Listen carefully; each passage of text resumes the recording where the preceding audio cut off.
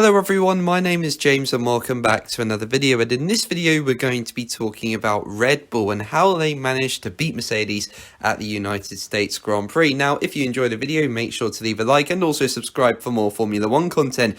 Without further ado, let's jump straight into the video.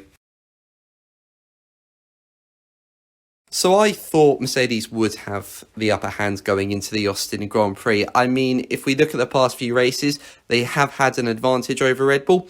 And going into the United States Grand Prix, I thought with the power advantage Mercedes seemed to have in the track layout of the circuit, I thought they'd be able to run a low drag type setup so they'd get lots of speed on the straights, more than what Red Bull can achieve, and not lose too much time in the corners. A perfect combination. And on Friday practice, that just seemed to be the case. I mean, Mercedes were nearly a second up on Red Bull. They were so quick, but going into Saturday, that's when the momentum shifted. It almost seemed like Mercedes lost a bit of their edge that they had on Friday, because on Saturday, Red Bull just seemed to flick the switch. They found the sweet spot with the car. They found the balance. And boy, did they show it. And that combined with the hotter temperatures, it's always going to work really well for Red Bull. It's how they perform their best when they've got the balance right and the temperatures at the circuit are very hot. And Mercedes just could not keep up when it came to qualifying. I mean, Hamilton did take provisional pole in Q3, but Verstappen just blitzed that time and was able to go nearly 0.3 quicker. And the other thing that was working in Red Bull's favour is that Sergio Perez, like in Turkey, was up there with his teammate and managed to get into P3.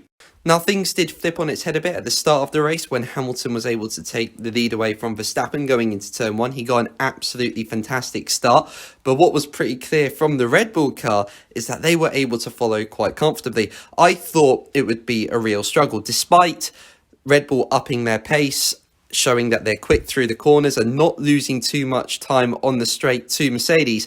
You know, I thought in the hot temperatures, following another car, no matter what car you're in, it's going to be tough when the track is hot.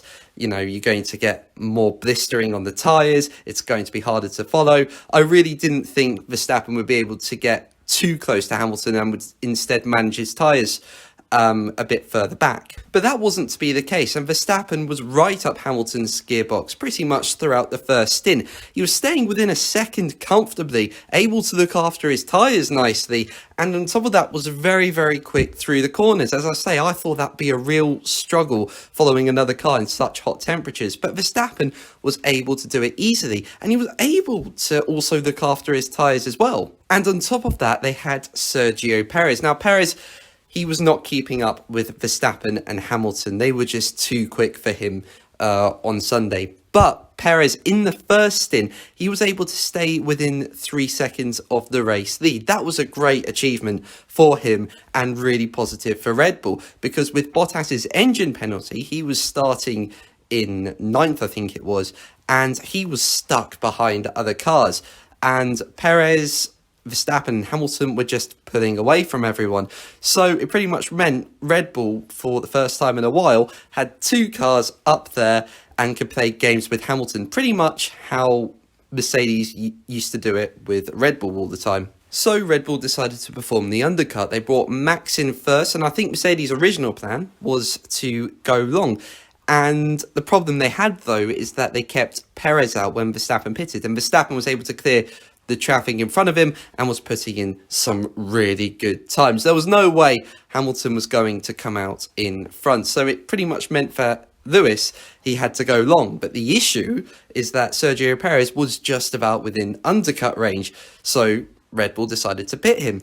And when that happened, Mercedes didn't really have a choice to go long, because if they went long, they would risk losing 2 positions and maybe not have a chance of getting them back. So it effectively forced Mercedes into a pit stop, which they didn't want to do, because it was only just 2 or 3 laps after Verstappen had pitted, and it meant that by the time Hamilton came out the pits, he was 6 seconds behind. But what changed for Red Bull is that after the first pit stop phase, Sergio Perez really started to fall back. He was not able to keep up with Hamilton or Verstappen, who were just pulling away rapidly. So it gave Hamilton a bit of an option when Verstappen decided to go aggressive and pit a bit early for his second pit stop.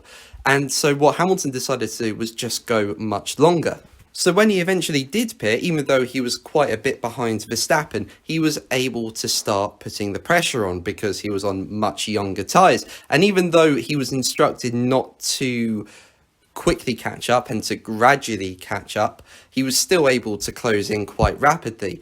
But the thing is, Verstappen was driving a masterclass of a race. He was able to look after the tyres when he needed to, and when he had to pick up the pace, he did and was finding time. So despite Hamilton closing in on him, Verstappen was just coolly looking after his tyres and was able to put in personal best sectors when he needed to. And the problem Hamilton faced is that by the time he did catch up, Verstappen was able to go quicker. He was able to maintain the gap between 1.5, 1.7 seconds, wasn't losing any wheel spin going onto the DRS straights because he'd managed to look after his rear tyres so well, and was still finding good time through the corners.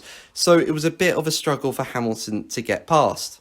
So at the end of the day, it gave Verstappen the win. And one thing we learned about the Red Bull car is that despite the recent Mercedes advantage over the past few races, going into the Austin Grand Prix, Red Bull still have their pace. And as I said earlier, when they combine good balance and hotter temperatures together, their car is still as fast as ever. And Mercedes were struggling to keep up. And this is a good momentum to carry forward. And on top of that, they clearly showed at the United States Grand Prix that they're able to look after their tyres nicely and also follow really well, which is a massive advantage for the team. So all this will definitely help Red Bull going forward in the remaining 5 races of this season. And honestly, I cannot wait for them. But guys, what did you think of the US Grand Prix? Let me know in the comments below. But guys, that's going to be the video from me today. Thank you ever so much for watching. Make sure to like and subscribe for more videos. And until the next one, take care